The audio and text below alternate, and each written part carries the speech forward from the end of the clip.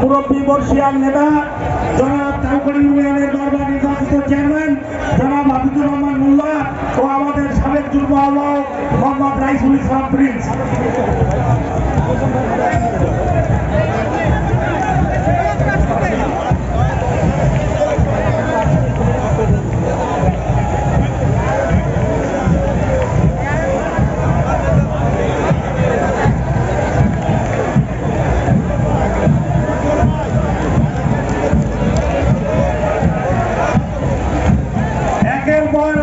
এক মিছিল আমাদের মহাসমাবেশের স্থলে পৌঁছে যাচ্ছে।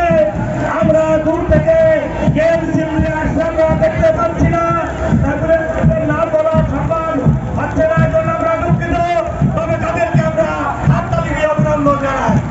একের পর এক মিছিল বিভিন্ন থেকে আমাদের মহাসমাবেশের স্থলে এসে পৌঁছচ্ছে।